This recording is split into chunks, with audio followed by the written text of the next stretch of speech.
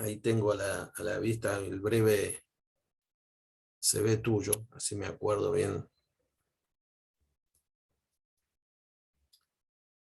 A veces tengo problema con esta cuestión que yo, viste, como soy anti CV, anti todo, digo dos cosas, viste, y algunos presentadores medios se me quedan como diciendo, no vas a nombrar los 20 libros que escribí, ¿viste? Lo que pasa es que los currículums de los invitados son tan frondosos que te vas a leer el currículum, te quedas con media hora de charla. Sí, sí, sí, Pero no. hay algunos que se me quedan. Ah, bueno, es un problema mío, que soy anti eso. Bueno, ahí. Buenos días a todos, buenos días, buenas tardes, vaya a saber dónde andan, buenas madrugadas, en el lugar del mundo donde se encuentren. Vamos a tener hoy sí, y no voy a presumir de eso por las dudas que se corte todo, vamos a tener la charla con el querido amigo Ricardo López Gótic, el doctor Ricardo López Gótic, profesor de Historia por la Universidad de Belgrano, doctor en Historia por la Universidad Karlova de Praga, es profesor titular de Historia Contemporánea en la Universidad de Belgrano, donde por un año hemos sido como compañeros, ¿no? Porque cuando yo estaba en quinto año, creo que Ricardo empezaba en primer año, ¿sí? Y también hemos sido compañeros de un curso, creo, determinante en la historia de nuestras vidas intelectuales, como el famoso curso del PEAX del SADE, donde hemos tenido la posibilidad de acceder a las ideas de la libertad de primera mano y con grandísimos profesores. En aquella época, una lástima que eso no tenga impulso en el presente, pero un compañero nuestro era el O famoso Lázaro. Gustavo Lázari, ¿no?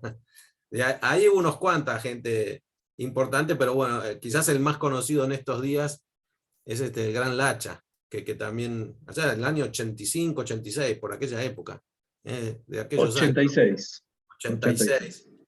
Y bueno, y además Ricardo ha sido director de museos y preservación patrimonial en la provincia de Buenos Aires, en la gestión anterior, y es autor de varios libros y, bueno, y conferencias. Ahí sí que no terminaríamos nunca de mencionar libros y conferencias y artículos en journal, etcétera.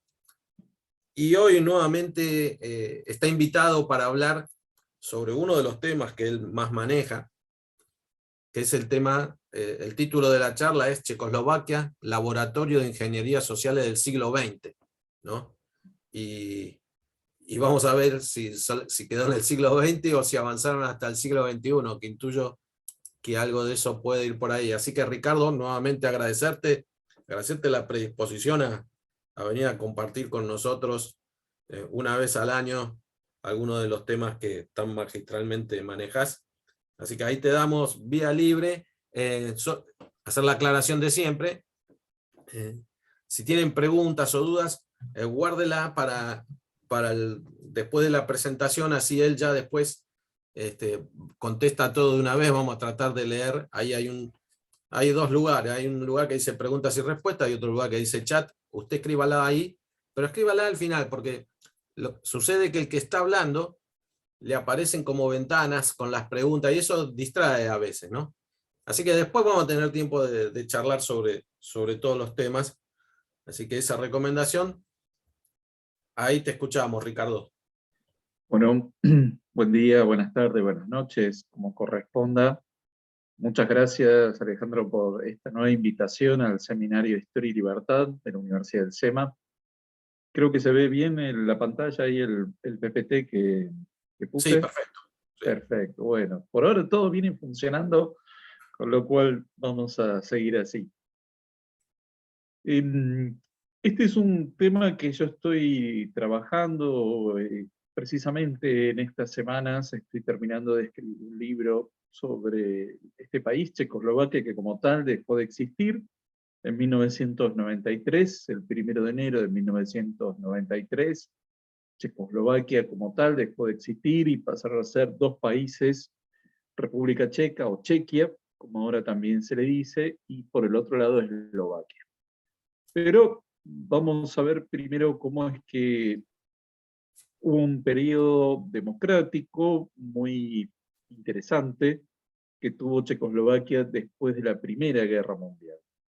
Checoslovaquia como tal se independiza el 28 de octubre de 1918, cuando estaba finalizando la Primera Guerra Mundial, y lo que correspondía a estos territorios estaba integrado al entonces Imperio Austrohúngaro.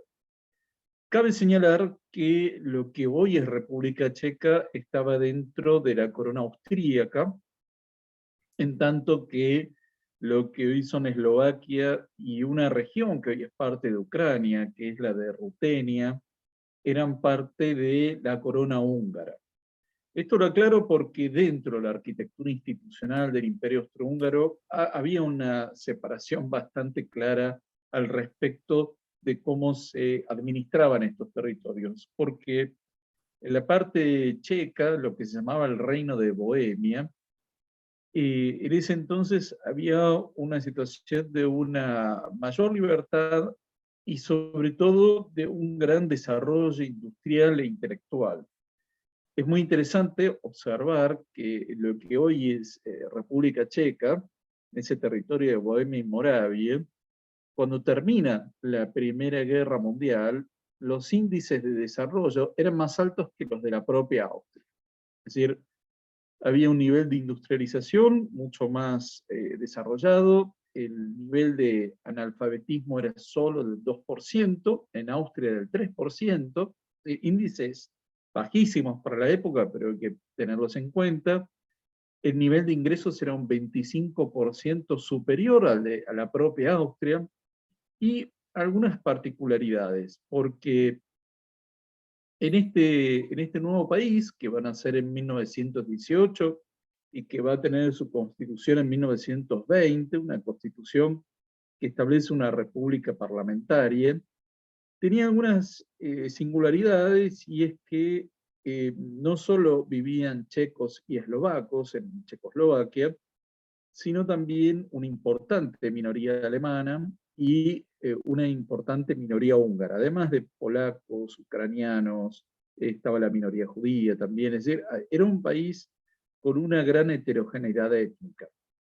Cuando me refiero a alemanes, hoy suponemos que son ciudadanos de la República Federal Alemana, y yo acá quiero hacer una aclaración, que cuando hablamos de alemanes, estamos hablando de personas de habla alemana, y así se consideran a sí mismos.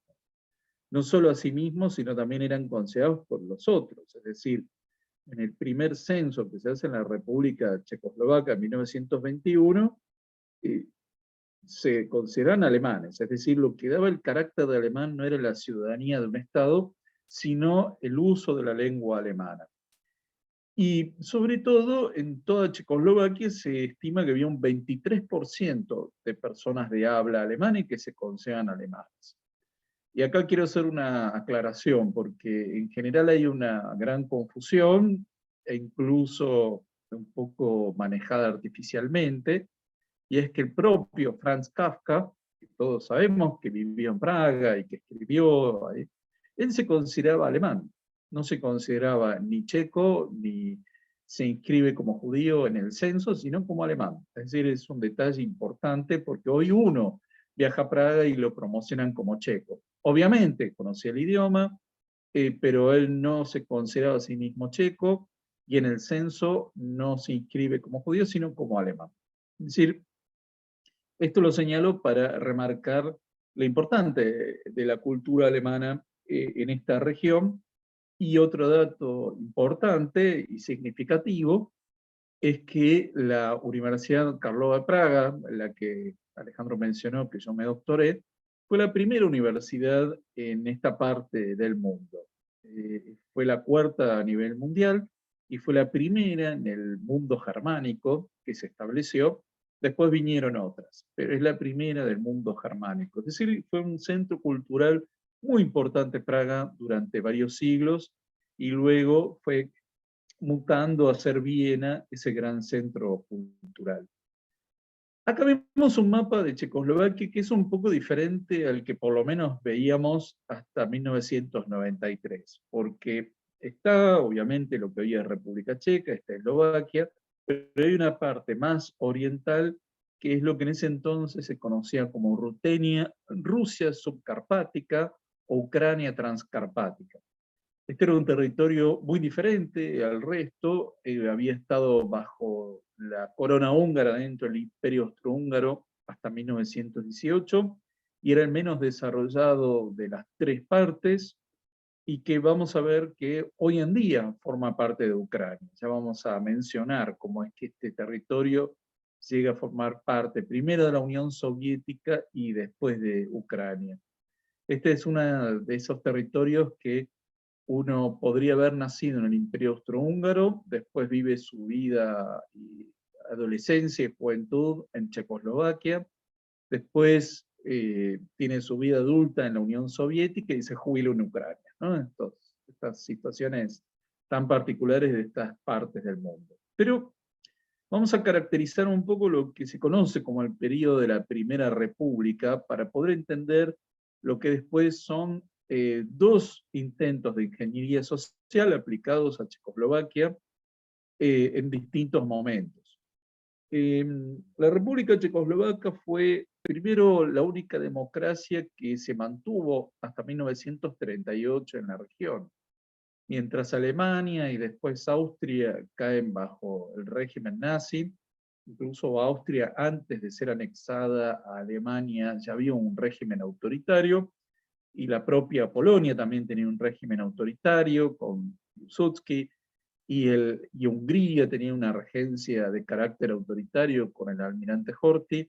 Lo cierto es que Checoslovaquia permaneció como una isla bastante solitaria en el centro de Europa, con una república parlamentaria caracterizada por dos grandes presidentes. Uno, Tomás Garrigue Masaryk, que era filósofo y que fue presidente desde el inicio hasta 1935, y luego lo sucede Edvard Beneš, presidente desde 1935 al 38, y después vuelve, pero no voy a spoilear.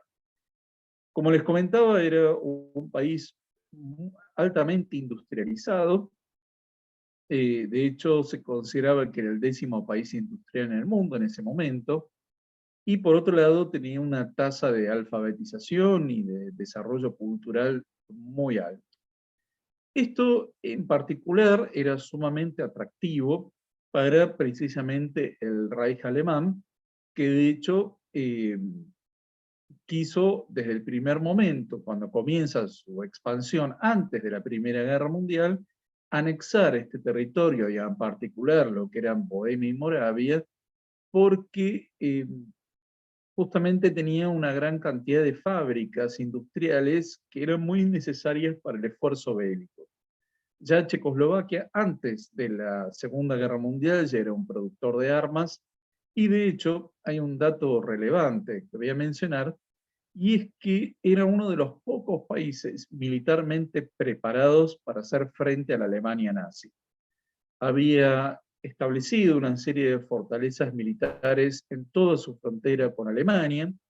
Tengamos en cuenta que Alemania, antes de la Segunda Guerra Mundial, incluía territorios que después fueron entregados a Polonia, como la región de Silesia, de modo que tenía una gran frontera fortificada y un ejército muy preparado para combatir frente a la ofensiva nazi, pero en 1938, en marzo de ese año, se había anexado a Austria, y con Austria no había establecido una frontera militar de ese carácter fortificado, ni tampoco con Hungría. De modo, ese es un dato a tener en cuenta, porque es que colapsa en 1938 Checoslovaquia frente a la Alemania nazi. Lo que va a ocurrir es que a lo largo de 1938 y después de que Hitler anexa Austria de un modo sin combatir, esto es algo importante a tener en cuenta, Hitler anexa a Austria lo que se llama el Anschluss sin haber combatido, de hecho se lo recibe como un héroe, Lo cierto es que comienza a presionar para que lo que se conocía genéricamente como la región de los Sudetes fueran entregados a Alemania. En la región de los Sudetes se había desarrollado un partido, el partido de los alemanes de los Sudetes, Sudetendeutsche Partei, liderado por Konrad Henlein, que presionaba para, en principio, tener un grado de autonomía, prácticamente de independencia dentro de Checoslovaquia, y establecer un régimen de segregación racial. Es decir, lo que buscaba Henlein era que en la región de los Sudetes tuviera su propio parlamento, policía, sistema educativo, y un sistema de segregación racial, étnico y con legislación antisemita. Esto fue rechazado por Beneš hasta último momento, y de hecho el objetivo de Hitler era invadir y ocupar Checoslovaquia, pero con el menor costo militar posible, porque justamente lo que querían era mantener las fábricas existentes y por otro lado tratar de congraciarse y sumar a la población obrera checa que estaba altamente calificada. De modo que en septiembre de 1938 se llega finalmente a lo que se conoció como el Pacto de Múnich, por el cual Gran Bretaña y Francia, de acuerdo a lo que se llamaba la política del apaciguamiento, la appeasement policy, deciden que Checoslovaquia va a entregar los territorios de los Sudetes a Alemania.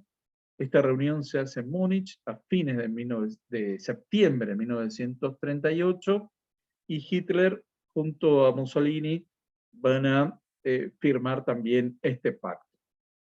En principio, este pacto suponía que Alemania iba a anexar inmediatamente esas regiones de los Sudetes, donde había entre un 80 y 90% de población de habla alemana, y que el resto del territorio iba a continuar como un país independiente. Es decir, iba a haber una Checoslovaquia cercenada.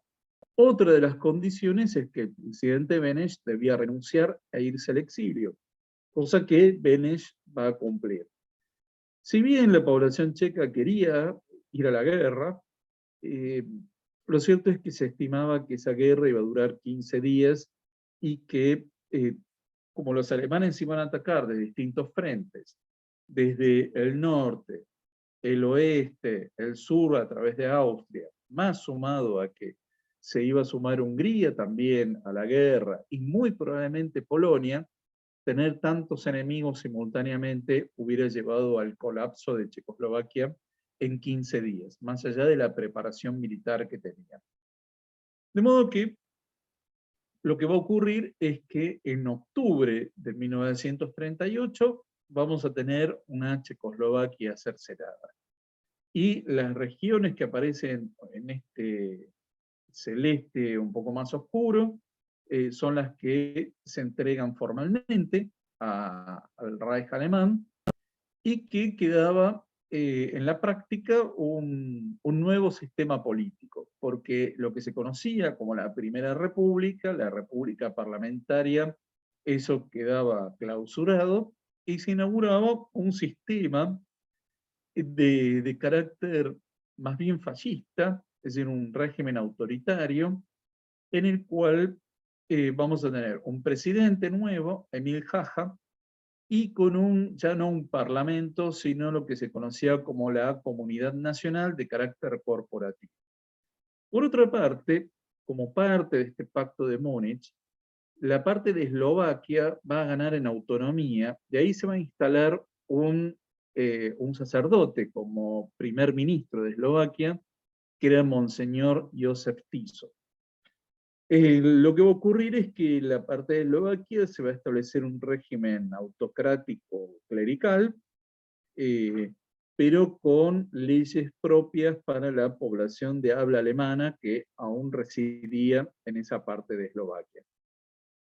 Lo cierto es que, más allá de que este pacto se suponía que iba a respetar a la Checoslovaquia independiente, lo que va a ocurrir es que en marzo de 1939 Hitler ocupa Bohemia y Moravia. Ahí es donde finalmente los gobiernos del Reino Unido y de Francia dicen Hitler no respetó la palabra, como si hubieran estado tratando con un muchacho ingenuo. En marzo de 1939, Hitler convoca a la Cancillería alemana a Emil Hácha, este presidente títere que tenía instalado en Checoslovaquia, y le informa a altas horas de la noche, después de haberlo tenido esperando en el pasillo durante varias horas, que su país estaba siendo invadido. Con lo cual, Hácha simplemente mandó un telegrama diciendo que no debían resistir. Tampoco había posibilidad de resistencia porque el ejército checoslovaco se había desarmado, con lo cual hubiese sido una resistencia de carácter civil nada más. Y en esas circunstancias, lo que vamos a ver es que la región de Bohemia y Moravia, es decir, lo que está más al oeste, se van a incorporar al Reich alemán como un protectorado. Se va a llamar Protectorado de Bohemia y Moravia, va a ser anexado al Reich alemán, en tanto Eslovaquia va a ser declarada independiente, presidida por Monseñor Tiso.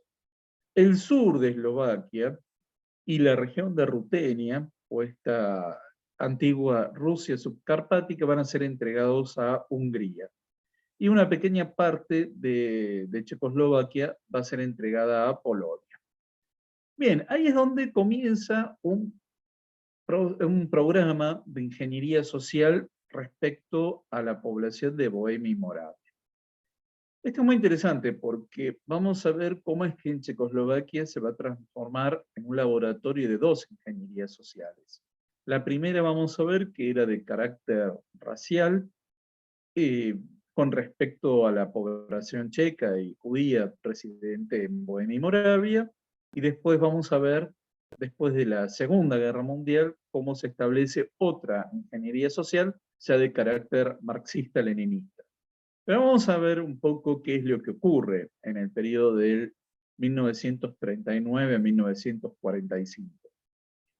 En principio los Sudetes van a seguir en manos alemanas, pero el proyecto que tenía el nazismo respecto de Bohemia y Moravia tenía que ver con la idea del Lebensraum. Así como el nazismo tenía toda una política racista y de carácter antisemita, que no solo la aplicaba contra la población judía esta política racista, sino también hacia otras minorías, como los gitanos, como algunas minorías étnicas que había dentro de Alemania.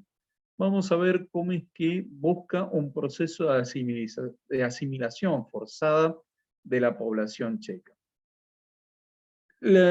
Con respecto, acá vamos a ver primero, cómo se pretende destruir a la intelectualidad checa, porque lo que se trata de inducir es que se vayan al exilio rápidamente. Por otro lado, en los primeros días del establecimiento del protectorado, lo que va a haber es la prisión de muchos políticos del tiempo de la Primera República, de intelectuales. A fines de 1939 se va a cerrar la universidad, así como todo lo que eran los colegios secundarios, y se establece un proceso de germanización de la población. Se estimaba que había un porcentaje que no iba a ser asimilable.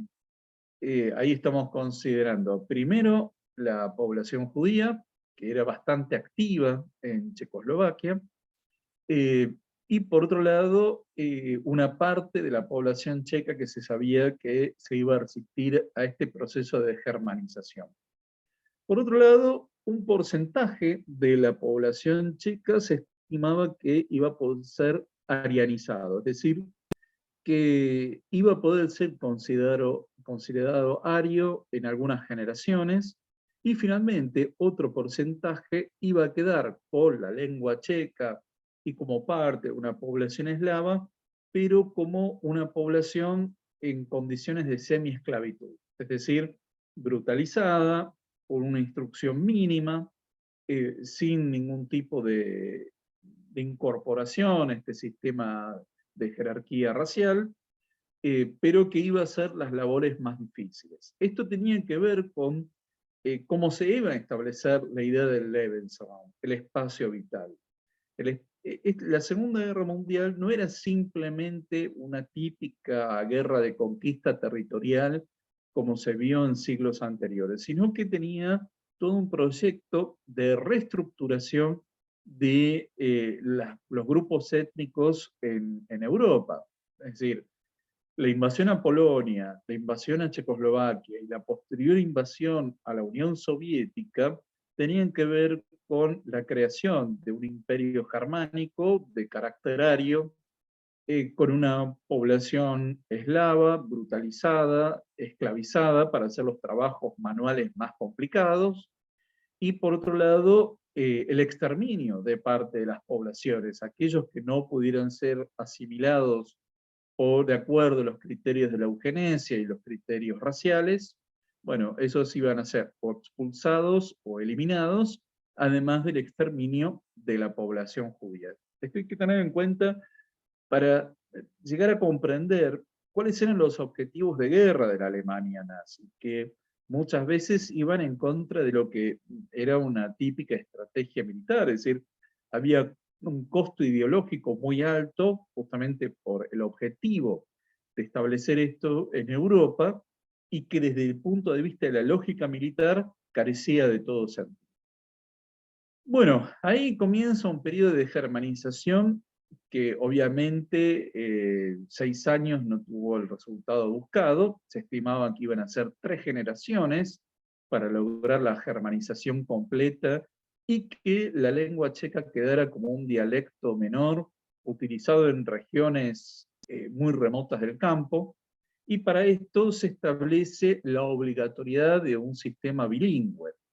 Es decir, si bien la población era bilingüe, porque, a ver, durante varios siglos formaron parte del Imperio Austrohúngaro, con lo cual existía esto, pero se elimina el idioma checo de las escuelas, se establece el idioma alemán, los medios de comunicación van a ser únicamente en alemán, la administración pública se manejaba en alemán, y obviamente aquel que tuviera algún tipo de aspiración de inserción laboral exitosa iba a hablar únicamente en alemán.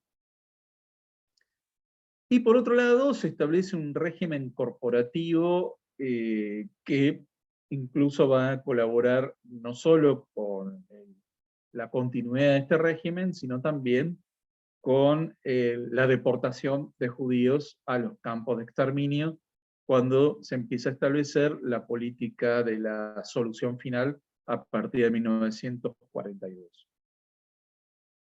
Acá tenemos a una figura dos figuras. Primero, ahí un poco más oculto, el joven Jan Opletal, que resiste precisamente al cierre de la universidad. Tengamos en cuenta que lo que se buscó era cerrar las universidades, los colegios secundarios, que se llamaban Gymnasium en alemán, todo eso se va a cerrar, y la figura de Jan Opletal va a quedar como una figura bastante emblemática, de hecho lo vamos a volver a mencionar un poco más adelante, y finalmente como Reichsprotector, ¿no? El protector del Reich, en este protectorado se va a establecer a Reinhard Heydrich. En principio el primer protector del Reich fue von Neurath, pero como era muy blando para la política nazi, se establece a Heydrich, que acelera este proyecto de germanización y sobre todo la transformación de las fábricas para el esfuerzo bélico alemán. Heydrich estableció algo bastante demagógico, y era primero toda una política de tratar de ganarse a los obreros checos para que fueran más productivos. De hecho, establece una serie de políticas bastante demagógicas para ese tiempo, como permitirles visitar los grandes hoteles que hasta ese entonces habían sido de lujo, para tratar de ganárselos con sueldos muy altos, para tratar de que no existiera ningún tipo de resistencia. Sí hubo una resistencia, de hecho la resistencia es la que lo mata a Heydrich, en un operativo bastante complejo y que tuvo una respuesta muy dura por parte del nazismo, pero sí hubo una resistencia y de hecho vamos a mencionar a una figura muy interesante de la resistencia antinazi, que fue Milada Horákova, que luego fue ahorcada en tiempos del comunismo. Bueno, lo cierto es que a su vez esto contemplaba primero la deportación masiva de los judíos a los campos de concentración.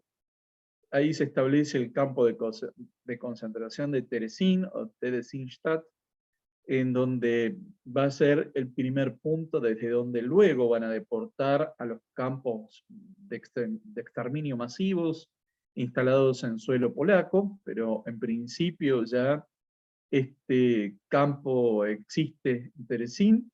Ahí también fueron mandados varias figuras de la oposición checa, de la resistencia checa, de modo que tenía también que ver con esta idea eh, de la limpieza étnica que se estaba llevando adelante. Bien, ahora lo que va a ocurrir es que en 1945 ya el ejército soviético, cuando empieza a avanzar sobre el territorio europeo, ya prácticamente despeja de alemanes a la Unión Soviética y empieza a avanzar sobre Polonia y Checoslovaquia, finalmente Stalin decide cobrarse un premio por esto, y es la región de Rutenia, o Rusia subcarpática. La región más oriental va a ser cedida, ni siquiera le preguntaron al presidente Beneš en el exilio, que va a volver como presidente en 1945, ni siquiera le preguntaron la opinión, simplemente Stalin le notifica que este territorio va a ser anexado a la Unión Soviética y le agradece, ¿no? Es un cinismo extraordinario el de Stalin, ¿no? Agradecerle gracias por el botín que me estoy llevando, y así es como esta parte se va a incorporar formalmente a la República Socialista Soviética de Ucrania, y por eso hoy es parte de la República de Ucrania. Con lo cual ahí tenemos un cercenamiento del territorio. A Checoslovaquia, ¿qué aportaba esta región? Simplemente el hecho de tener un punto de contacto con Rumania en el periodo de entreguerras. Rumania era el único territorio, el único país aliado a Checoslovaquia en todo este problema. Y tengamos en cuenta, ahí vemos en este mapa, al norte de Rutenia, que dice Ucrania. Pero tengamos en cuenta que ese territorio antiguamente, antes del pacto Ribbentrop-Molotov de 1939, ese territorio era polaco, no era parte de Ucrania ni de la Unión Soviética. Bien, termina la guerra. El presidente Beneš es reinstalado en el poder. Él estuvo en el exilio en Londres durante prácticamente toda la guerra con un gobierno nacional checoslovaco. Y ahí es donde él trata de hacer un doble juego con una posición bastante ingenua, sobre todo viniendo de alguien que tenía una gran experiencia diplomática, como era Beneš. Él suponía equivocadamente que Checoslovaquia podía ser un puente de comunicación entre Occidente y la Unión Soviética. Y esta idea del puente ya la he escuchado tantas veces en distintos escenarios, pero tengamos en cuenta lo siguiente: los grandes hablan entre ellos, no necesitan puentes de comunicación, no necesitan ninguna figura que haga de bisagra y que lleve comunicación entre ellos. Estados Unidos, la Unión Soviética, o Estados Unidos y Rusia, o Gran Bretaña y Rusia, negocian directamente entre ellos. En todo caso, pueden pedirle, si no hay relaciones diplomáticas directas, que lleven una carta, pero no más que eso. Eso hay que tenerlo en cuenta porque esto lo he escuchado respecto a Ucrania en este año 2022, de Ucrania como un puente entre Occidente y Rusia, y es una visión absolutamente ingenua. Tienen canal de comunicación directo y hablan entre ellos, no necesitan un actor menor.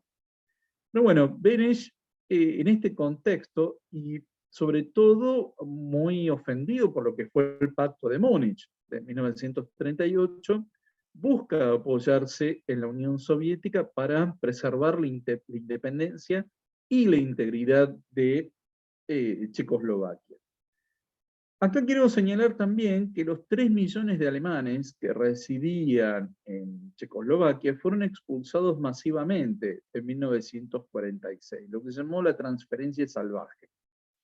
Esto fue una medida que en principio obviamente contó con el visto bueno de los ganadores de la guerra en la conferencia de Potsdam, donde deciden la deportación masiva, así como también la deportación masiva de 6 millones de alemanes en territorios que residen en territorios que después fueron entregados a Polonia. Todo lo que era la Prusia Occidental, Prusia Oriental, Silesia, para establecer una nueva frontera para Polonia.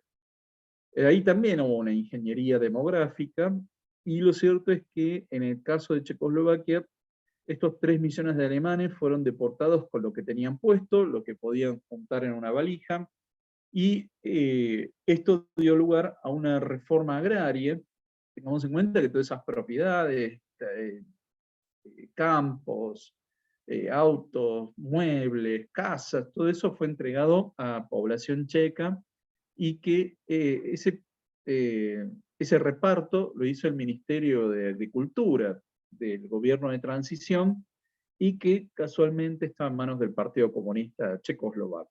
Pero vamos a tener una situación bastante paradojal, porque en 1946 se celebran elecciones libres en Checoslovaquia, después va a haber recién elecciones libres en 1990, pero las elecciones libres de 1946 dan como primera minoría al Partido Comunista de Checoslovaquia. Obtuvo el 38% de los votos, se constituye como la primera minoría, y sobre todo, ¿por qué? ¿No? Porque uno podría llamar la atención, cómo es que obtiene un número tan alto. Bueno, en principio el Partido Comunista gana con un programa muy moderado de reformas sociales. No, de hecho, el Partido Socialista se presentaba como más a la izquierda que el Partido Comunista en ese contexto, con lo cual Clement Gottwald termina siendo nombrado primer ministro, pero de un gobierno de coalición. Esta coalición estaba formada por el Partido Comunista, por el Partido Socialista Nacional, por el Partido Popular, que es demócrata cristiano, por el Partido de la Libertad, que era eslovaco, por el Partido Demócrata, también eslovaco. Pero lo cierto es que Gottwald primero tenía el visto bueno de Stalin, con lo cual acá vemos cómo es que la política de Beneš era tratar de congraciarse con la Unión Soviética. Estados Unidos aún no tenía el peso que va a tener, sobre todo a partir de 1947, 48, en el escenario europeo. Y por otro lado, Beneš suponía que le iban a respetar el carácter de una república parlamentaria. Lo cierto es que este gobierno de coalición, liderado por el primer ministro Gottwald, comunista, finalmente van a ver cómo es que en 1948 el Partido Comunista provoca un golpe de Estado interno y termina ocupando todos los grandes puestos gubernamentales. Va a dejar como cáscaras vacías a los otros partidos, van a seguir existiendo en forma nominal, e incluso van a tener algunos diputados para simular que había algún tipo de pluralismo político, pero que eran simplemente títeres al servicio del régimen. Y en 1948 se establece un nuevo régimen político, y ahora vamos a ver con un nuevo proyecto de ingeniería social, pero en este caso que va a durar 40 años. Acá lo que vemos es las milicias populares del Partido Comunista tomando el poder, que tenían un gran poder de fuego y de movilización, empiezan a tomar los principales edificios gubernamentales, Y sobre todo hay que señalar que gran parte de la economía checoslovaca estaba nacionalizada, no tanto por el tiempo de la Primera República, sino por un favor inesperado por parte de la etapa nazi. Los nazis habían nacionalizado grandes industrias justamente para aplicarlas al esfuerzo de guerra, a la producción de armas, con lo cual muchos propietarios checos vieron cómo sus antiguas fábricas fueron expropiadas y arianizadas, es decir, pasaban a manos arias o directamente al mando del protectorado.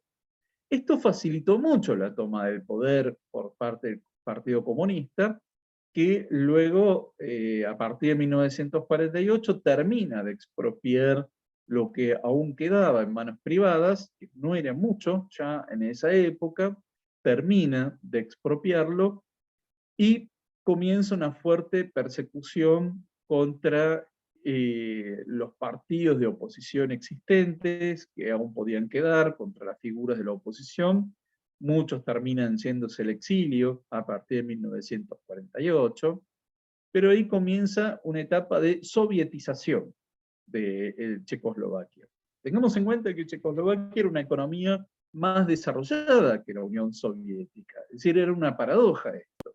Estaba siendo colonizado por un país que en términos industriales y económicos y sociales tenía índices más bajos. Por lo tanto, va a haber una gran transferencia de tecnología desde Checoslovaquia, de lo que fue Alemania Oriental, de Polonia, es decir, una importante transferencia de tecnología de esos países hacia la Unión Soviética después de la Segunda Guerra Mundial. Y ahí, en este proceso de sovietización, en principio, lo que vamos a ver es que se establece la reforma agraria, los planes quinquenales de la economía, es decir, el modelo a seguir era el de la Unión Soviética, pero no se denominan inmediatamente repúblicas socialistas a Polonia, Alemania Oriental, Hungría o Checoslovaquia, porque Stalin crea la figura de la democracia popular. Es decir, vieron que el nombre oficial hoy en día de Corea del Norte es República Democrática Popular de Corea, o de China, República Popular China. El concepto de democracia popular es inventado para acomodar estos nuevos países que entraban en la órbita del socialismo real, pero que aún no estaban en la etapa de la Unión Soviética. Es decir, se consideraba que era una etapa previa a la República Socialista, ya no era la República burguesa, como decía el marxismo en esa época, ya era una etapa intermedia en la que el Partido Comunista, en tanto vanguardia del proletariado, de la construcción del socialismo, yo sé que estos términos le resultan muy agradables a Alejandro que nos está escuchando, pero que era acompañado por fuerzas progresistas burguesas en la construcción del socialismo. Es decir, se mantenía la ficción de que había otros partidos, ¿no? Es decir, es muy curioso esto porque, por ejemplo, el Partido Comunista Checoslovaco gobernaba en el Frente Nacional Checoslovaco, ¿no? Lo mismo ocurría en Polonia, en Rumania, en Hungría, así se mantenía esta ficción, y los eternos ingenuos, hasta la caída del muro de Berlín y de todo lo que fue esta parte del mundo, de los regímenes marxistas, van a decir, no, pero hay elecciones en esos países, y hay muchos partidos, y fíjate, el Inclusive en Alemania Parlamento tiene democrática, otros ¿no? partidos, También. ¿no? Claro, claro. Siempre que veamos el término democrático o popular, hay que desconfiar. Bueno, de hecho, en la República Popular China hay otros partidos, claramente, no sé por qué pierden, ¿no? Pero bueno, la verdad es que es muy gracioso leer la literatura de la época, como había gente que sostenía eso. Lo cierto es que ahí comienza también un fuerte proceso de purga de la sociedad. Y acá voy a mencionar una figura emblemática, como era Milada Horákova. Yo después voy a compartir en el chat un libro que se puede descargar en PDF sobre Milada Horákova, que ella fue parte de la resistencia contra la invasión nazi. De hecho, a Milada Horákova la detuvieron en 1940, la Gestapo, y hasta 1945 estuvo prisionera. Luego de la guerra se convierte en una figura política muy importante, llega a estar en el Parlamento. Tengamos en cuenta, y este es un dato muy interesante, la República Checoslovaca otorgaba el derecho a la mujer del voto desde 1920. Entonces había mujeres parlamentarias y funcionarias ya desde la década del 20 en el gobierno checoslovaco. Masaryk, y sobre todo la mujer de Masaryk, se había inspirado en John Stuart Mill para reconocer los derechos de la mujer, el derecho al divorcio, es decir, había una cantidad de legislación de reconocimiento de los derechos de la mujer mucho antes de la etapa del marxismo y del socialismo. Este es un detalle muy importante y por eso, como figura del feminismo local, el Partido Comunista no le convenía que existiera esta mujer. La terminan acusando de conspirar con la CIA, con el nazismo, con el fascismo, con el trotskismo. Le hacen un juicio, 1950, un juicio público. Pensaron que la habían domesticado, que iba a recitar el testimonio oficial que se le había dictado. La fiscal era una mujer que había hecho un curso de derecho de 6 meses, esa era la fiscal que había, una fiscal proletaria, que después fue juzgada, muchos años después, fue juzgada y cumplió prisión domiciliaria. Pero estamos hablando ya en 50 años después, ¿no? Lo cierto es que Milada Horákova se la había entrenado, ella recitó durante meses lo que iba a testificar, llega el momento del tribunal y se defiende libremente. Ella era abogada, con lo cual sabía muy bien cómo defenderse, pero hubo toda una campaña de desprestigio, de histeria colectiva. Cada uno de estos juicios llevaba adelante todo un proceso de demonización de las personas, de destrucción sistemática de la reputación. Se organizaban jornadas en las escuelas, en las fábricas, en los edificios públicos, en los medios de comunicación. Se pasaba esto por la radio, muy entretenido, ¿no? Escuchar los juicios por la radio, pero llevaba a toda una situación del terror masivo sobre la población. Bien, uno de los que acusa a Milada Horákova, ella fue ahorcada, obviamente no hubo apelación a esto, se hace el juicio, ella testifica un día, inmediatamente el diario publica antes la sentencia que el tribunal. Fue ahorcada a la semana.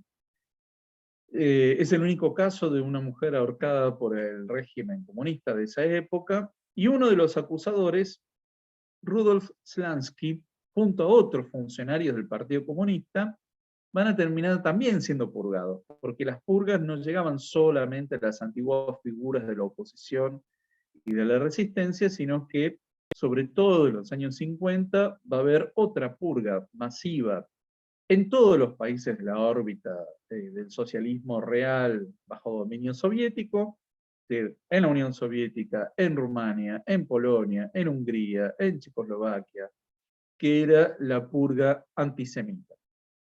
Esto es muy importante señalarlo porque se desconoce bastante el carácter del antisemitismo soviético y sobre todo la dinámica que tuvo después de la Segunda Guerra Mundial, porque obviamente no podían decir judíos.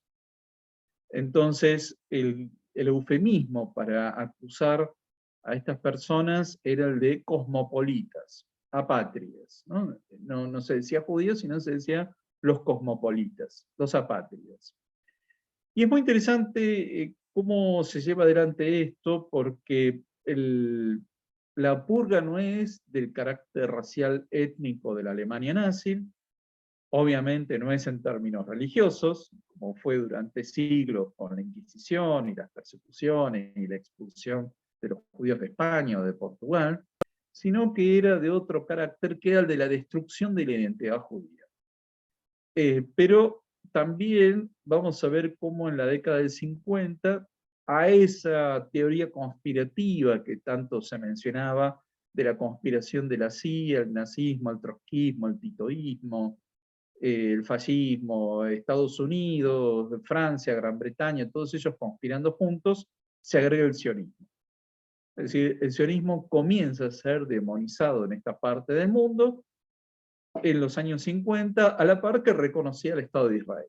Es decir, ahí vemos la duplicidad del régimen de Stalin, que por un lado reconocía al Estado de Israel con la intención de quizás sumarlo al campo socialista en Medio Oriente, pero a la vez lleva adelante estas campañas antisemitas bajo el eufemismo de la lucha contra el cosmopolitismo. Tengamos en cuenta que esto va a durar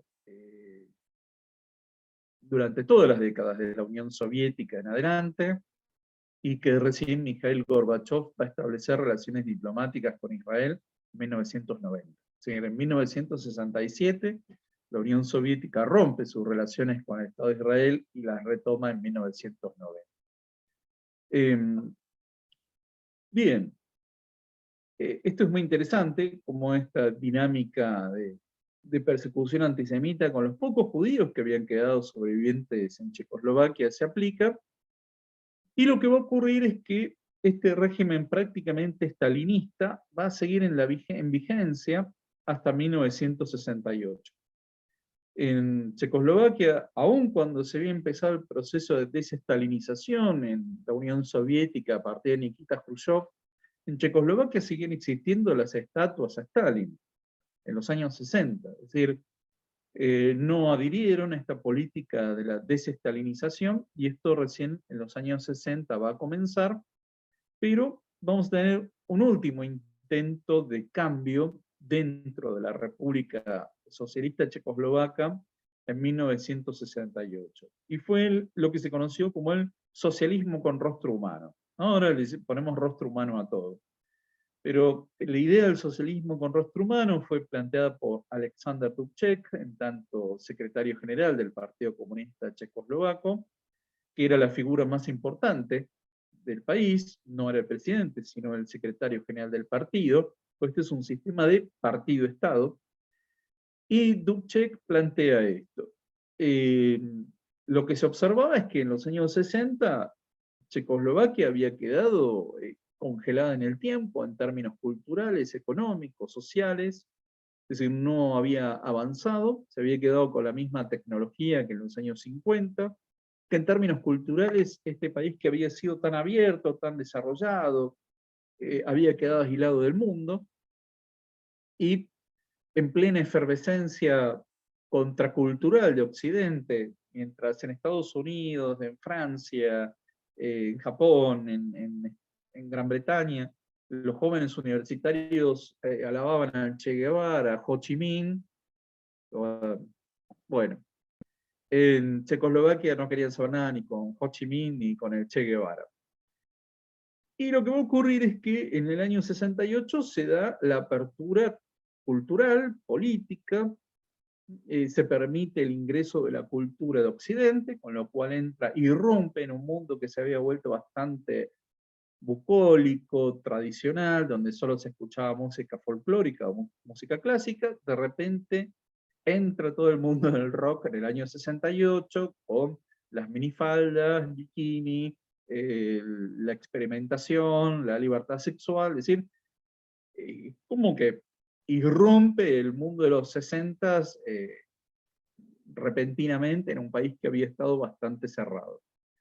Pero bueno, esto da todo un fenómeno del rock underground en Checoslovaquia en los años 60 y 70, como un medio de resistencia cultural contra el régimen. Pero por otro lado, lo que va a ocurrir es que va a haber cada vez más pedidos de elecciones libres dentro de Checoslovaquia. Es decir, muchos intelectuales y periodistas empiezan a decir, bueno, la mejor reforma es elecciones libres, salir del Pacto de Varsovia, que termine el rol directivo del Partido Comunista, y esto lleva a que en agosto de 1968 el Pacto de Varsovia decide invadir Checoslovaquia. Es decir, los propios aliados supuestamente invaden Checoslovaquia con tanques, deponen a Dubček. En realidad, técnicamente dicen que lo llevaron de consultas a Moscú durante 10 días detenido y después lo reponen como secretario general del partido, ¿no? Pero bueno, lo llevan de consultas, irrumpen tanques en las principales ciudades de toda Checoslovaquia, hay una fuerte represión, y ahí es donde finalmente termina la idea de que el socialismo podía reformarse así. Es decir, ahí queda bastante claro para el movimiento disidente interno que ya la vía no era la reforma del marxismo-leninismo, sino que había que ir por el camino de la democracia liberal, y es muy interesante cómo empiezan a estudiar qué es lo que pasa en las democracias liberales y las economías de mercado. De hecho, los principales centros de estudio de la Academia de Ciencias de Checoslovaquia empiezan a estudiar eso con bastante anticipación, porque sabían que en algún momento eso iba a ocurrir. Con lo cual, ahí este experimento de una ingeniería social, de una sociedad sin clases y basada en la construcción del socialismo, vamos a ver cómo es que Checoslovaquia, que en el periodo entre guerras había sido uno de los países más desarrollados, inicia un periodo de subdesarrollo. Se había comenzado con la transformación económica en el periodo del protectorado vinculado a la industria armamentista, y luego en el periodo de la República Socialista Checoslovaca, cómo es que empieza una situación de congelamiento de la economía que queda varada en los años 50, en los años 90 va a haber una fuerte modernización de la economía, ya en el periodo democrático, pero cómo es que esto se va congelando, y ese país que había sido tan cosmopolita, tan abierto intelectualmente y culturalmente, y con tanto dinamismo, se había ido volviendo un país cada vez más cerrado al mundo, en el que no se conocía lo que ocurría más allá de la frontera, y en el que hablar inglés era visto como una señal de capitalismo y de burguesía. Bueno, quedamos abiertos para el espacio de preguntas. Muchas gracias. Muchas gracias, Ricardo. Muy interesante. Me queda dando vuelta a mí a lo largo de toda la charla, y como siempre digo, aprovecho yo el privilegio de ser el que organiza para hablar de entrada y luego escuchamos al resto, pero cómo la idea del nacionalismo, y esta es una visión muy particular mía y que no necesariamente es la visión de la universidad, ¿no? Es decir, pero cómo siempre la idea del nacionalismo está atrás de todas las desgracias de la humanidad, ¿no? Esta es la visión que tengo yo. Es más allá de marxismo, de liberalismo, de socialismo, de nazismo, sino la idea de consolidar naciones, ¿no? Vos ibas mencionando ahí cosas interesantes que a los que no sabemos, como yo, muchas veces terminan llamando la atención, porque vos, o sea, nosotros vemos la guerra que hay hoy de Rusia con Ucrania, ¿no? Pero yo no recordaba este dato, porque capaz que lo estudié en la universidad para dar un examen y ahí terminó mi conocimiento. Esto de Rutenia, ¿no? Siendo quitada a los eslovacos para dársela a los ucranianos, ¿no? Y todavía la conservan, ¿no? Y no fue una cesión, como nunca en la historia de la humanidad hay cesiones de territorio voluntarias, ¿no? Como mínimo hay una amenaza de invasión o de bombardeo nuclear, más, o sea, bueno, y entonces ahí aparece cedido por este país al otro. Ningún país cede nada, así como nadie voluntariamente paga impuestos a ningún gobierno, ¿no? Entonces, es interesante ver eso, ¿no? Cómo, según donde uno se para y empieza a mirar, justifica algunas cosas y se horroriza por otras, ¿no? O como el caso este de las deportaciones, que es cierto, por lo general están totalmente suprimida de la historia, las deportaciones que se dan al terminar la guerra, ¿no? De ciudadanos alemanes que muchas veces tampoco tuvieron la elección. O sea, la elección que hubiese tenido un ciudadano alemán en la época del nazismo sería rebelarse y ser fusilado. Y chao. ¿No? Decir, bueno, no hicieron. Pero también fueron víctimas luego de, o sea, como Checoslovaquia o como Polonia, que es el caso que a mí más me suena, que son víctimas del nacionalismo alemán y después del comunismo de la guerra. Son países que están 50 años siendo sometidos todo el tiempo, ¿no? Y cierro con ello, o sea, este tema de las deportaciones que para nosotros por lo general son judíos yendo a campos de concentración o siendo deportados, y luego hay muchas deportaciones al finalizar la guerra, claro, como los deportados son los malos, entre comillas, no se hace mucho hincapié, pero no dejan de ser ciudadanos de a pie, sometidos por Hitler primero, por Stalin después, ¿no? Y por último, y ahí, por último, que era parte de lo primero, ¿no? Cuando hablabas de Kafka muy al comienzo, ¿no? Y me lleva a mi reflexión inicial, ¿no? Decir, bueno, él se definía como alemán, pero ¿qué era ser alemán?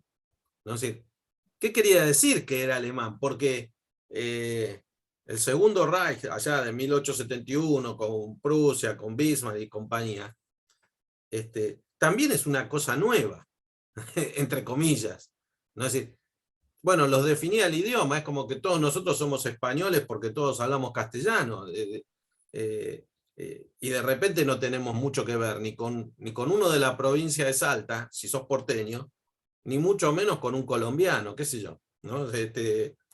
Son cosas así, ¿no? Y es muy interesante, ¿no? Esto de decir, finalmente, la idea de nacionalidad y de nación, según mi visión particular, es la que le da legitimidad a los gobiernos para avasallar las libertades individuales, ¿no? Porque finalmente es el conjunto más grande en el que vos podés estar, que es ser argentino, ser norteamericano, ser canadiense.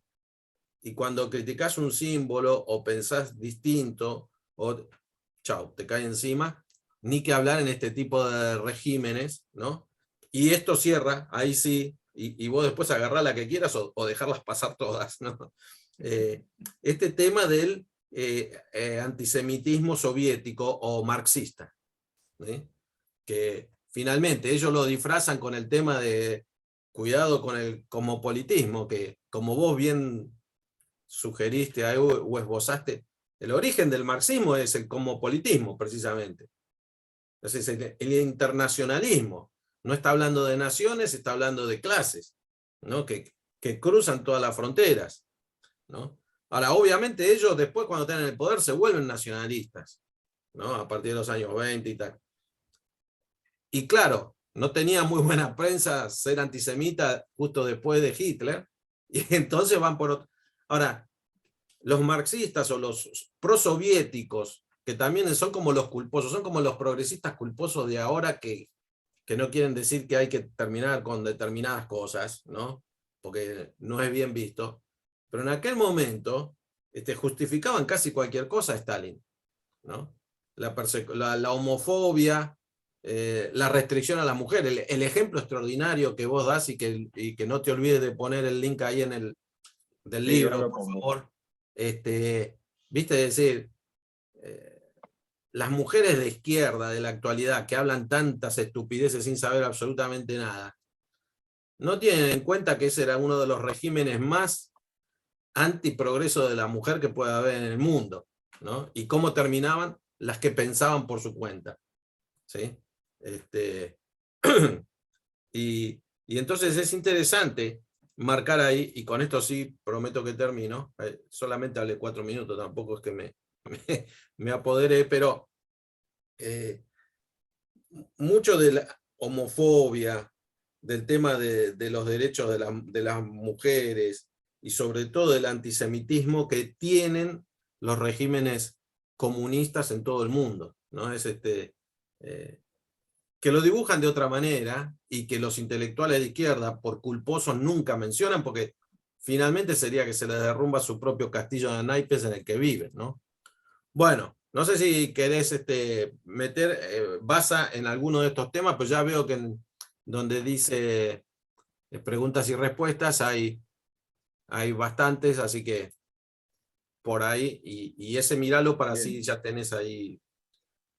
bien, ahí primero en el chat ya compartí que se puede bajar en PDF en forma sin cargo el libro sobre Miradas por Alcobar. Excelente. Siempre hay quien me dice, hay una película en Netflix, sí, ya sé. Pero la van a entender mejor leyendo este libro, así que Sí, se complementan las dos cosas. Siempre en la película es la que te lleva, por lo general la película te lleva al libro y no el libro a la película, ¿no? Si leíste pero en primero el este libro, caso han nacido por caminos separados. No tengo nada que ver con la película, tampoco me voy a atribuir ser el inspirador. no estaría mal, pero no es el caso. No, no, no, no es el caso. Y, bien, planteaste muchas cosas. Primero, eh, creo que en Europa, en el siglo XX, hemos visto la idea de la culpabilización colectiva, es decir, la responsabilidad no era individual, sino colectiva. Esto es lo que da lugar a que existen este tipo de ingenierías sociales, ¿no? Después voy a explicar un poco qué significa esto en ingeniería social, pero en principio se veía los judíos, los alemanes, las clases, ¿no? Las clases medias, la burguesía. Este es un recurso muy típico, pero metodológicamente es un error, porque nosotros estamos hablando de individuos. Eh, ¿Dónde empieza y dónde termina la burguesía? Es muy fácil decirlo, pero en la práctica es muy difícil decir dónde empieza y dónde termina. De hecho, el propio Marx nunca se atrevió a definir que era una clase social, ¿no? Es muy interesante, porque si hubiera escrito una tesis de grado hoy en día, se lo hubiéramos rebotado, porque él define la historia de la humanidad como la historia de la lucha de clases, pero nunca dice que es una clase. Y ahí lo hubiéramos rebotado y decir, mira, tenés que definir tu objeto de estudio, Los dolores de básico. cabeza que nos hubiéramos ahorrado en todo caso. Sí, tal cual. Pero bueno, pasó y dejó un tendal de muertos a lo largo de la historia por ese tipo de liviandades. Lo cierto es que voy a empezar por esto de cómo se definía una persona. Alemán era quien hablaba alemán, es decir, no tenía que ver con un Estado, ¿no? No era el Estado alemán, sino alguien que hablaba alemán. Por consiguiente, era alemán del Volga, el descendiente de alemanes que habían llegado en el siglo XVIII al Imperio Ruso, que vivían a orillas del Volga y seguían hablando alemán. Para Alemania eran alemanes, para el Imperio Ruso eran alemanes, y eran nacionalidad alemanes del Volga, súbditos del Imperio Ruso, o sea, o ciudadanos de la Unión Soviética. Esto hay que tenerlo en cuenta porque nuestro criterio es bastante diferente, pero no apliquemos los conceptos de ciudadanía y nacionalidad del continente americano al continente europeo, porque ahí se producen una serie de errores bastante graves. Lo cierto es que Kafka, que como señalé antes, él en 1921 en el censo se define como alemán, incluso una novela de él llamada América, él cuenta cómo es que el personaje protagonista de la novela, que era un joven que se define como alemán de Praga, llega a Estados Unidos y encuentra una compatriota que era alemana de Hamburgo, ¿no? Y ellos se consideran compatriotas, aunque en términos políticos él venía del Imperio Austrohúngaro y esta mujer del Imperio Alemán, es decir, pero se consideraban eso. Lo que pasa es que después la Alemania nazi cambia el concepto del alemán, ya no era quien hablaba alemán, sino el concepto racial. Ahí hay un cambio fundamental. Pero hasta ese momento los judíos alemanes eran tan alemanes como el que era católico, protestante, agnóstico, ateo o lo que fuera, es decir, no había una variación. Y entonces había alemanes dentro del Reich y fuera del Reich, ¿no? Entonces era una comunidad lingüística que estaba mucho más allá de los estados nacionales. Y sí, se aplicó este criterio de la culpabilización colectiva a los alemanes de los Sudetes, por eso se los expulsó masivamente en 1946. Este dio lugar a a un lobby muy importante, porque esos 3 millones de alemanes, ¿dónde fueron a vivir? Básicamente al sur de la República Federal Alemana, la zona de Baviera, y se volvieron un lobby muy importante, porque ellos pedían indemnización por haber sido expulsados. Lo cierto es que esto fue un obstáculo muy importante durante muchos años para la República Checa para ingresar a la Unión Europea. Finalmente, el presidente Václav Havel, en 1995-96, pidió disculpas, dijo que esto había sido una violación a los derechos humanos, pero que no se podía pagar una indemnización. Quebraba el Estado checo. De hecho, lo mismo ocurrió con respecto a Polonia. Había un gran temor en Polonia de que los 6 millones de descendientes o directos que habían sido expulsados pretendieran algo. Hasta el 2018, en Polonia, los extranjeros no podían comprar propiedades, porque justamente se había establecido esta cláusula, bueno, durante una cantidad de años, para que eventualmente los descendientes de los alemanes que fueron expulsados no compren en forma barata propiedades en Polonia y después reclamen su reintegración a Alemania, ¿no? Es decir, esto que parece algo muy lejano, duró hasta hace muy pocos años, este temor a este tipo de planteos. Bueno, este tipo de planteos son los que hacen algunos acá en la Patagonia, ¿no? Salvando la distancia. También, Si lo estiramos, ¿no? también, ya tendremos ocasión para hablar de eso. Exacto. Pero lo cierto es que yo diferencio entre nacionalidad y nacionalismo, ¿no? Ahí hay una diferencia, porque una cosa es tener una nacionalidad y otra cosa es el nacionalismo, que es la supremacía de un Estado nacional con un criterio étnico sobre los vecinos o sobre minorías étnicas. Uno de los resultados no buscados de la Segunda Guerra Mundial fue la homogeneidad étnica de muchos países, porque la Polonia que emerge después de la Segunda Guerra Mundial era étnicamente polaca. Esto no fue un objetivo de Hitler, buscar la homogeneidad étnica de Polonia, porque llevó a la muerte de prácticamente 3 millones de judíos que residían en Polonia en el periodo entre guerras. Ahí hay un proceso de limpieza étnica. Por otro lado, los territorios donde antiguamente vivían minorías polacas y ucranianas fueron integradas forzosamente a la Unión Soviética. Entonces la Polonia que emerge después de la Segunda Guerra Mundial era prácticamente un 98-99% polaca. Y lo mismo termina ocurriendo en Hungría, en Rumania.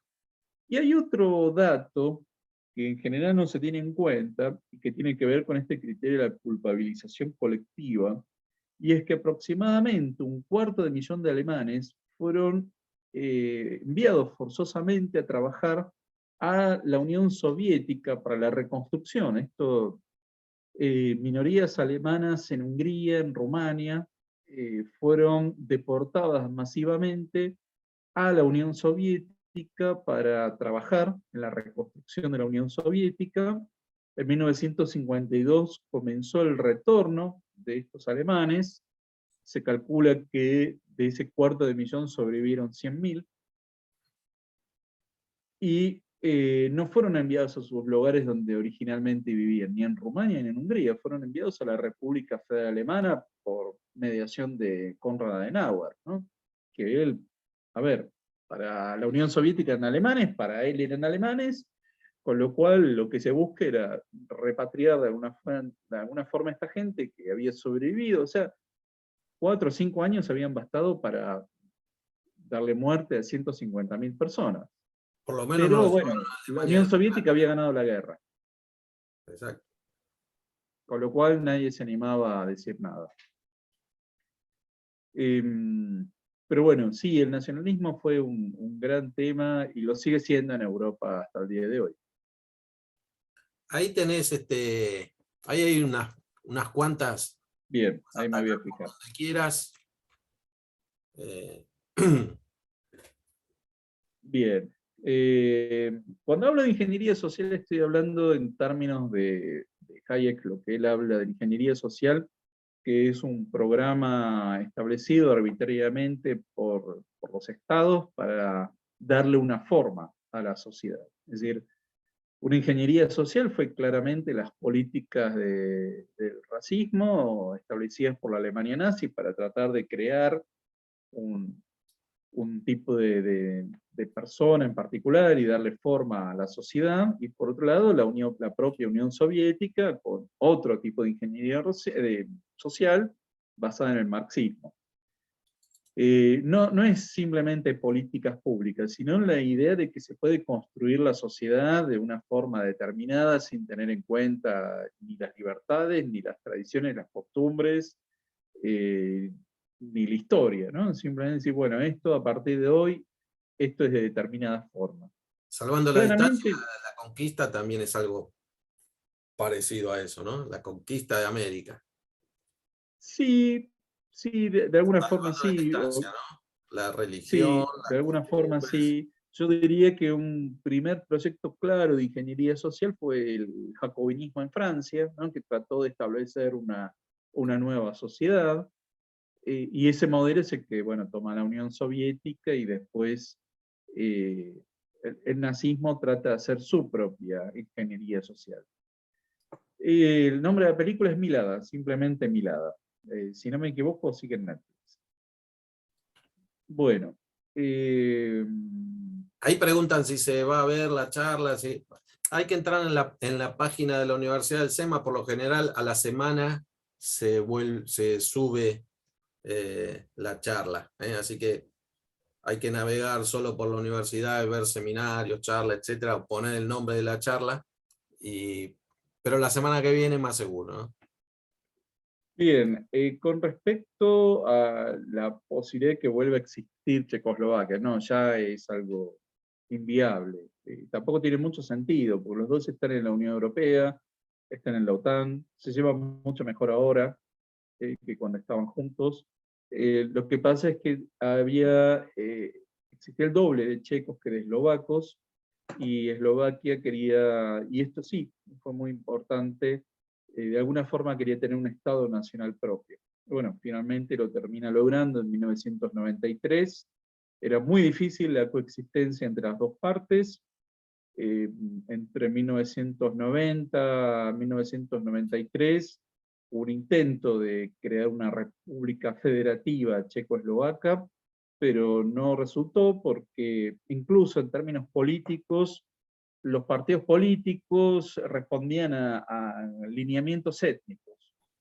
Entonces, eso por un lado, e inmediatamente después de la caída del socialismo real, lo que ocurre es que la parte eslovaca no querían hacer las reformas de economía de mercado, querían seguir con un estado del bienestar de alguna forma, y a su vez la reivindicación de crear un estado nacional, y eso llevó a lo que se conoció como el divorcio de terciopelo. Pero insisto, hoy que están divididos, se llevan mucho mejor.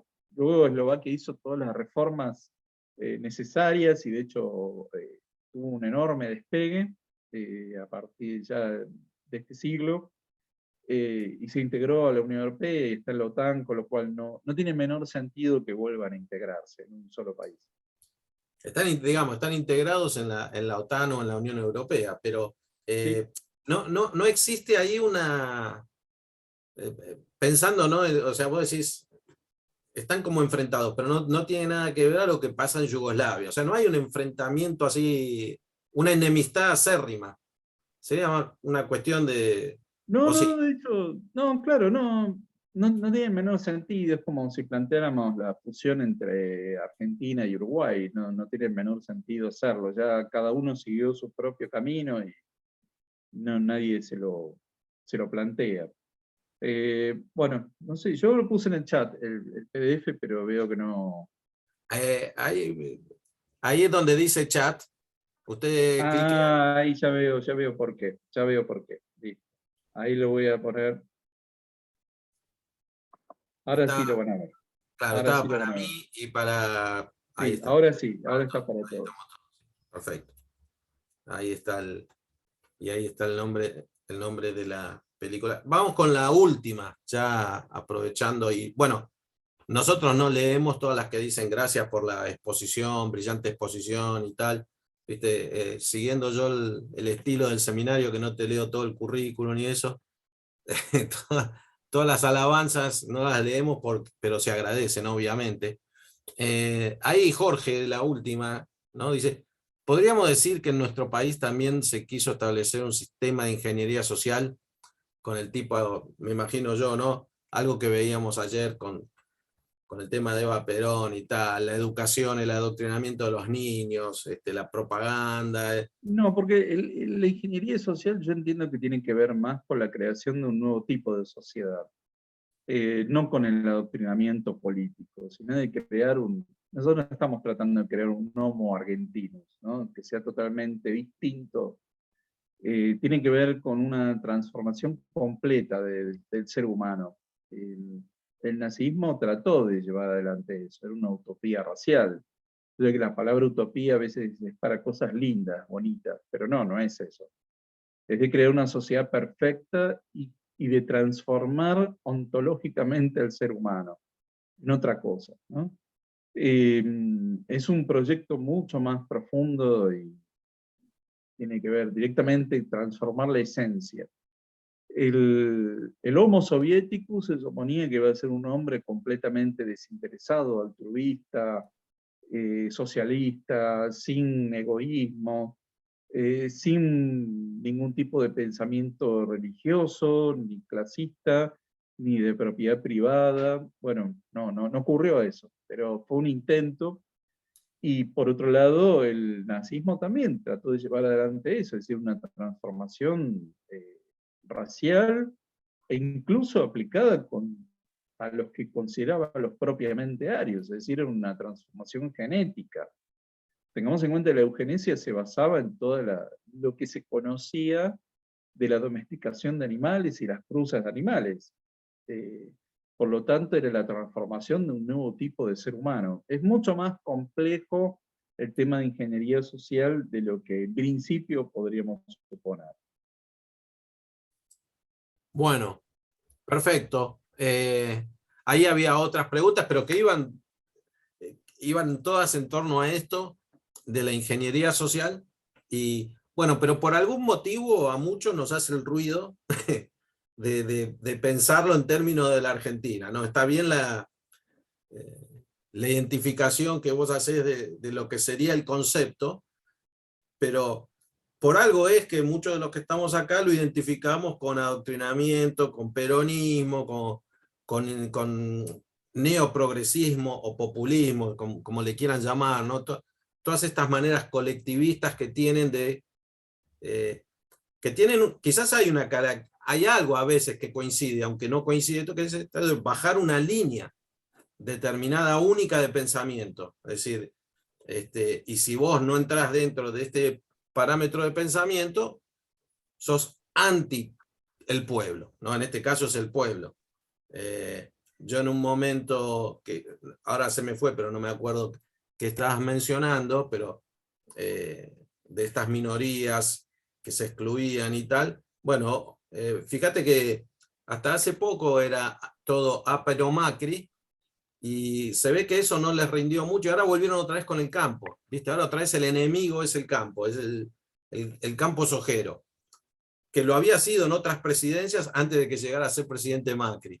Y cuando Macri ya se fue, entonces era toda la culpa de Macri. Pero se ve que como aburrieron o no prendía, ahora prende otra vez, volver con el campo, Sí, y bueno. pero hay justamente, hay diferencia entre el populismo y lo que son estos constructivismos sociales, porque el populismo tiene un enemigo y no quiere exterminarlo. Nadie está hablando de reforma agraria. Claro, lo necesita al enemigo. Lo necesitan que produzca y que exista, ¿no? Para culpabilizarlo por los fracasos. No están hablando Y nadie está quizás ahí hablando de también reforma agraria ni de... No están hablando de eso. No van a ir a también ahí trabajar al habría campo ni van a... otra diferencia, ¿no? Que es decir, que estos ingenieros sociales, hay ideas atrás de eso, hay ideología Sí, atrás de eso, ¿no? El populismo no tiene, se confunde a veces, ¿no? Se dice, no por esta ideología. Estos tipos no tienen ideología. Estos van No, atrás de lo que sale para mantenerse el poder y poder robar un poco más cada día de lo que va sí, quedando. Pero no hay ideología. A veces quizás es algo bueno que no haya ideología, porque son más fáciles de mover de la palmera, ¿no? De bajarlo de la palmera. Porque cuando hay ideología, es más complejo. hay mucho Sí, más convicción. O sea, hay gente sí, dispuesta a llevar adelante acciones por ideas o por religión, etc. Ahora, como esto es una cuestión solamente de dinero, cuando no hay dinero se van a otro lugar a buscar dinero, ¿no? Sería ahí, entonces ahí tenemos algunas diferencias. Nosotros siempre tratamos de hacer analogías, no comparaciones exactas sí. de la historia del presente, pero para darle un poco más de pimienta a la cuestión. Bueno, Ricardo, agradecerte nuevamente por la presentación, por compartir con nosotros muy claro, siempre trayendo temas, ¿no? Mientras vos ibas hablando, yo, ¿qué hace un grupo de 40? Éramos 50 en un momento, que asumo yo la mayoría argentinos, hablando de Checoslovaquia de 1950, ¿no? O sea, gente que tenemos inquietudes, ¿no? Digamos, no precisamente estamos, no solamente todo es el dólar hoy y tal, ¿no? Pero entonces que venga alguien, un argentino, que nos explique estos temas que para la gran mayoría de nosotros son desconocidos, nos deja siempre pensando y como parte de la idea de esto, acercarnos al tema. Así que recomiendo fervientemente el libro que además nos comparte gratis, eso ya es mucho decir, Ricardo. Así que bueno, será hasta la próxima. Gracias a todos Muchas por venir. gracias. Nos vemos. Bye. Hasta luego, muchas gracias.